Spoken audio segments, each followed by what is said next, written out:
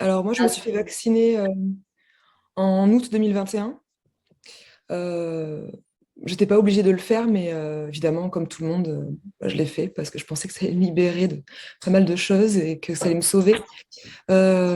Quelques heures après, j'ai commencé à faire un malaise où mon cœur palpitait très fort et je sentais que je récupérais pas mon souffle en fait. Donc là, j'ai commencé un peu à paniquer parce que ça m'était jamais arrivé suite à un vaccin. Alors j'en avais fait plein, surtout avant de partir en Asie, j'ai fait plein de voyages et tout. Et en fait, tout ça s'est empiré. J'ai fini par ne plus être capable de monter les escaliers de chez moi. J'ai appelé les pompiers, ils ne me croyaient pas. Ils m'ont pas emmené aux urgences. J'ai dû y aller par mes propres moyens. Quand j'y suis allée, on m'a un peu ri au nez parce qu'effectivement, ils avaient bien enregistré une activité de forte tachycardie, mais rien de très alarmant. Donc, ils m'ont fait rentrer chez moi. Et là, ça a commencé à s'empirer sur à peu près 8 mois, en fait, où là, j'ai commencé à développer des gros soucis neurologiques à base de douleurs extrêmes au niveau de mes paresthésies, donc des grosses brûlures, comme si on me brûlait à l'acide de la tête aux pieds. C'était atroce. En plus, on était encore en été, il fallait que je mette de la glace sur mon corps pour calmer je ne savais quoi, parce qu'on me disait que c'était dans ma tête et que ça allait peut-être passer et que c'était certainement pas le vaccin. Donc j'étais toute seule chez moi à essayer de faire ça. En plus de ça, se sont ajoutés très rapidement la perte de mémoire, l'incapacité à parler, la dépersonnalisation, la déréalisation, des hallucinations claires, donc auditives et visuelles, des soucis visuels, donc le syndrome de neige visuelle. Je me suis réveillée un matin, je ne me voyais plus du tout comme avant. Je pouvais plus sortir sans mes lunettes de soleil. Je pouvais plus rien faire à part en fait rester chez moi sur mon canapé et souffrir en silence, sans être auscultée par qui que ce soit. J'ai appelé SOS médecins, ils m'ont ri au nez. Je suis allée voir vraiment plusieurs médecins, même en dehors de ma ville, qui m'ont cru, mais ils ne savaient pas quoi faire, eux. Donc, j'ai dû voir 4 neuros. J'ai vu une neuro-ophtalmo qui m'a vraiment ri au nez en me disant que le vaccin n'y était pour rien dans ça.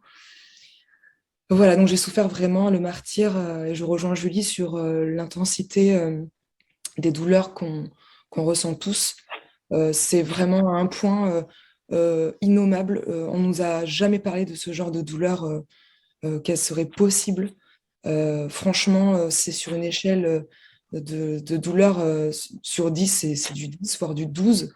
Clairement, moi aussi, j'ai pensé à franchir ce cap d'en finir parce que franchement, je souffrais quotidiennement et ça s'amplifiait, comme nous toutes ici présentes.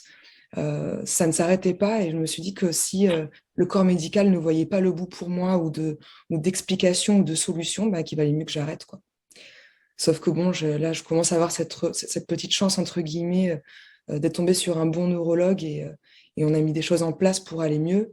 Mais sinon, là, on parle quand même de 10 mois d'agonie. On a des spasmes myocloniques aussi, c'est que dans le cerveau, il y a quelque chose qui éclate et on a un membre qui saute. Moi, je l'ai toute la journée, c'est assez effrayant. Mais moi, j'ai été diagnostiquée aussi avec une activité épileptique suite au vaccin. Du coup, c'est relié à mon encéphalite. Du coup, j'ai des symptômes et je pense qu'en fait, on a à peu près tous ça aussi, hein. Je Mais pense toi, que tu as le diagnostic encéphalite. En plus, moi j'ai tu as un oui, diagnostic, c'est alors que là, quand on parle de cette masse de symptômes, il n'y a pas de diagnostic finalement. Pour regrouper tout ça, c'est une espèce de syndrome généralisé qui vous touche tous les organes finalement, et qui Mm, mm. s'accompagne de symptômes qui, a priori, n'ont pas grand-chose à voir les uns avec les autres. Mais toi, en plus, tu as le diagnostic d'encéphalite. Ouais, moi, c'est prouvé que j'ai bien une inflammation du cerveau et même à plus 8 mois, j'étais au double des protéines inflammatoires de ce qu'il fallait au niveau de mon cerveau. Donc vraiment, j'ai la preuve que ça vient de là et que ça a grillé mon système nerveux central et que ça m'a provoqué, en plus de ça, une activité épileptique.